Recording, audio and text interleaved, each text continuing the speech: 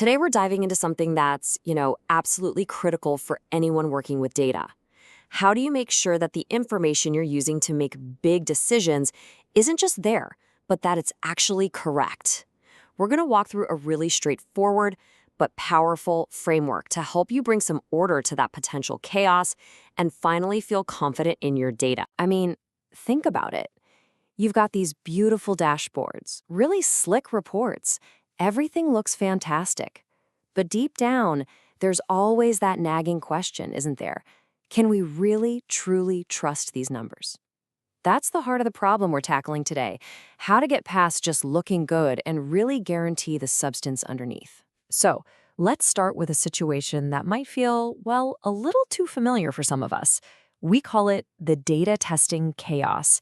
And frankly, it's where a lot of great data projects can run into serious trouble. Just picture it. There's no standard process, right? So every developer kind of tests in their own way. A really critical piece of feedback gets dropped in a random chat message and then poof, it's gone forever. The quality you get from one project feels totally different from the next. And in the end, you have no real way of knowing if you're actually improving. It's really the perfect recipe for losing trust in your own work. So the goal then is to get away from that ad hoc, do whatever you want kind of testing. What we need is a process that's complete, that's intelligent, and most importantly, that's shared by everyone on the team.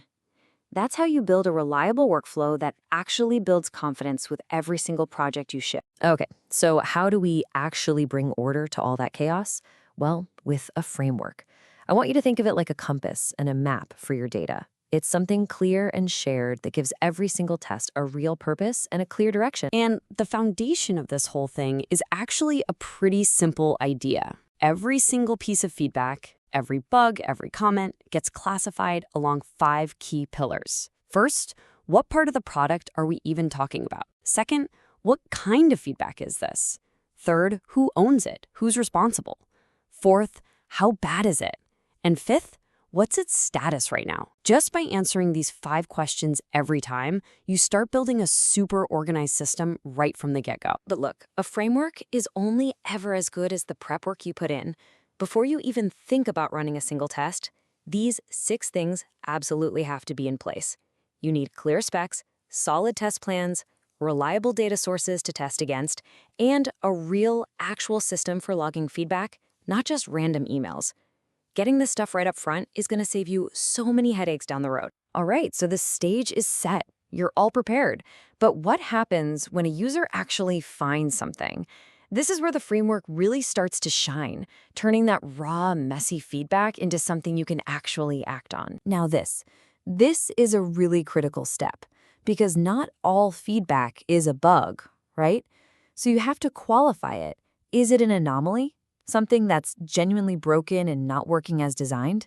Is it an evolution, a request to tweak or improve something that already exists? Or is it a new need, a brand new idea for a feature? This is so important because it makes sure bugs go to the bug fix team while new ideas go into the product backlog. You stop clogging up your critical bug fixing process with feature requests. So once you know what type of feedback it is, you have to figure out its impact. How bad is this, really? Is it low severity, a typo, a formatting issue? Is it medium, where it's actually messing with the data quality and someone needs to take a closer look?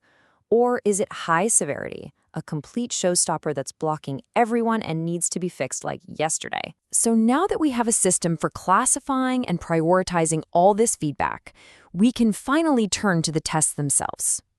Think of this framework as giving you a whole arsenal of tests. The trick is knowing how to deploy the right one for the right job. And crucially, you don't just run every test all at once. That would be chaos. It's a phased approach. You start with the absolute basics. Can people even get in? Does the system turn on? Then you move to mass tests, checking the big picture. Is the overall data shaped correctly? And only after you know the foundation is solid do you zoom in for those really detailed tests on specific calculations and business rules. To make that a bit more real, a basic test is as simple as, can I log in? Does the data update when it's supposed to? A mass test might be checking, are all the columns in this huge table actually populated? And a detailed test is where you get into the weeds, verifying that a super complex calculation for year-over-year growth is 100% accurate. Okay, so you've got this whole process for human-driven functional testing. A really important question probably comes to mind right about now. How does this fit in with all the automated tools we're already using? And that is a fantastic question, because this framework is absolutely meant to complement your technical tools, not replace. Here's the best way to think about it. All your industrial tools, your CI/CD pipelines, your automated scripts, they are amazing at the technical side of things.